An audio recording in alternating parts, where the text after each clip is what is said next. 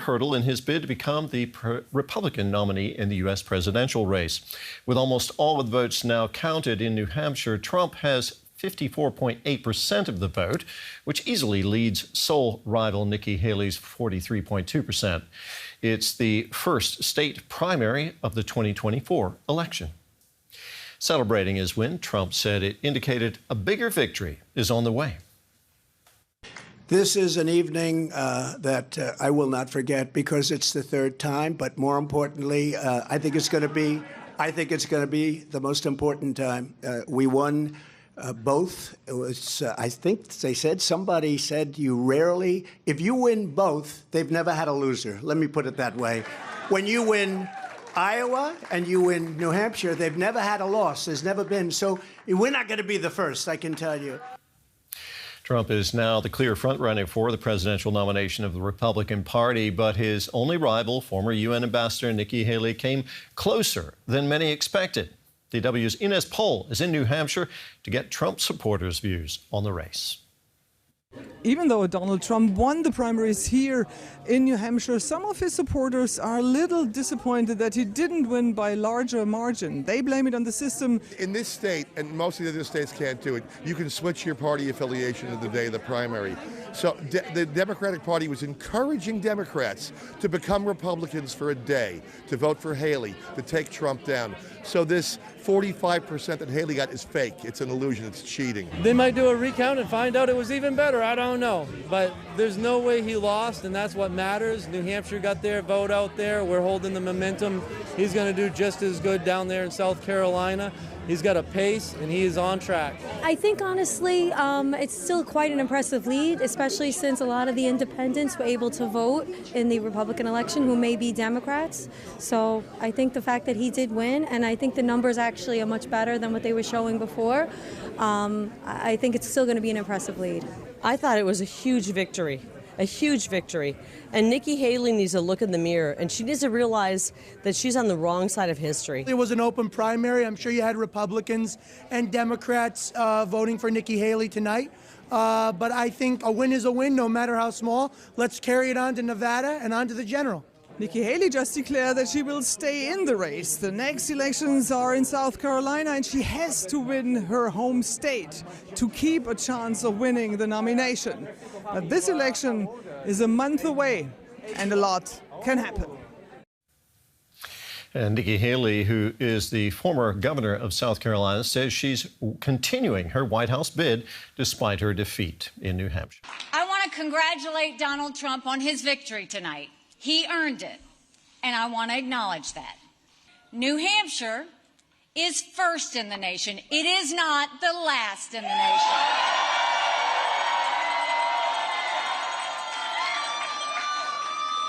This race is far from over. There are dozens of states left to go.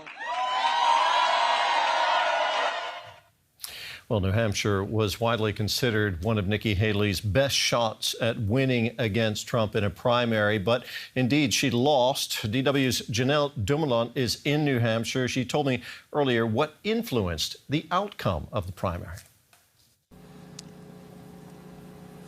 Yes, so we have been saying for days that if there was going to be an electorate that was predisposed to be receptive to Nikki Haley, then this would be it, given its large proportion of moderate voters and of undeclared voters. And in the end, Nikki Haley did manage to pull those voters, but she did not capture the core Republican voters. And Donald Trump ended up walking away with a win here in New Hampshire. Although we did note there earlier that Nikki Haley lost by a much smaller margin than originally anticipated, suggesting that her support here is actually much stronger than what had been originally polled, and that she is clearly prepared to take this experience of having been underestimated and taking it all the way to her home state of South Carolina. However, you're talking about what influenced the voters and why Donald Trump won today. Now, if you ask voters here in New Hampshire, what their number one concern is, what they feel is the number one issue facing the country, they would say immigration. They have the feeling here that Joe Biden has lost control of the southern border and that illegal immigration has become an intractable problem. And Donald Trump is the person with the answers to that problem. And in the end, what we're seeing now is that voters turned out in their numbers that appreciated Trump's stance on the border more, and that could be a large part of what explains Donald Trump's win here today. So we did see some support for Haley in that primary. She has vowed to stay in the race, Janelle. Is there any realistic path to victory for her in this presidential contest? Well, she has 1 month to convince the voters of South Carolina. They vote in their primary in late February. In fact, she's practically on her way there now. She has a speech scheduled for this Wednesday. Now, one of her key concerns might be after her losses in Iowa and New Hampshire that the donor money might dry up. But apparently she is making fundraising trips, and they're scheduled in this week. She's making fundraising trips in California, Florida, and New York. But even if she does get that donor money, this is still going to be quite a difficult uphill climb for her. It's still going to be hard because especially in South Carolina, you have the top political elite seeming to line up behind Trump, chief among them South Carolina Senator Tim Scott. So what we're going to see is her trying to continue to convince the voters of South Carolina. She's going to center her argument around electability against Joe Biden. But I think we should be prepared for the rhetoric between her and Donald Trump escalating even further and this fight getting even nastier. Janelle, thank you very much. That was EW's Janelle Dumoulin in New Hampshire. And for the German perspective on this, I'm joined now by DW's chief political correspondent, Nina Hase. Nina, how is this primary victory for Trump in New Hampshire being seen here in Germany? Well, of course, it's a major story in all the major media and the newspapers. I mean, the US play it plays an important role for German politics, for German strategies, for geopolitics. So nobody's ignoring this issue. And of course, it's not a major surprise, is it, that Trump has won? So increasingly, you're hearing this question, what if we are indeed going to see a Trump 2.0 scenario with Donald Trump as the American president again? That would challenge German politics incredibly on so many areas.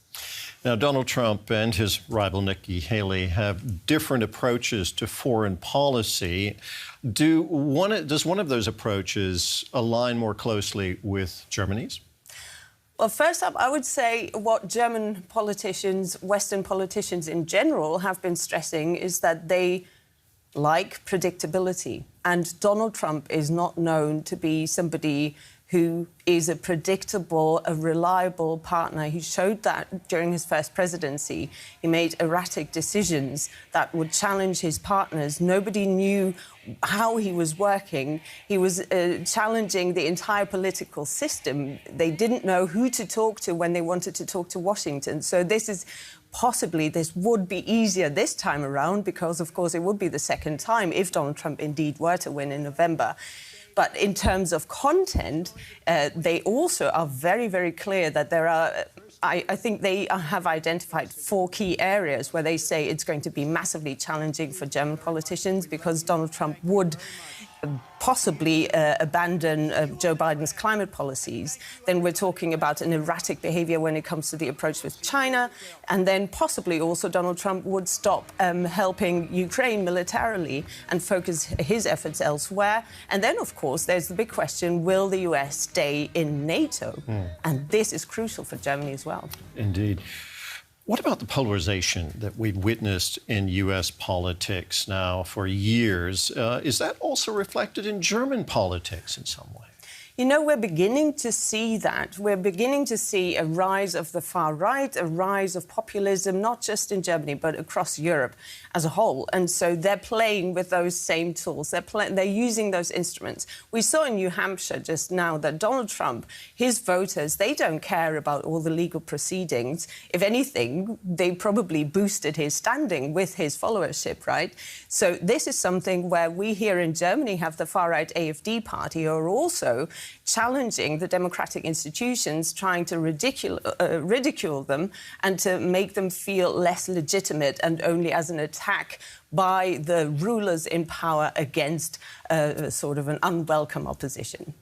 Nina, thank you very much. Our chief political correspondent, Nina Haase.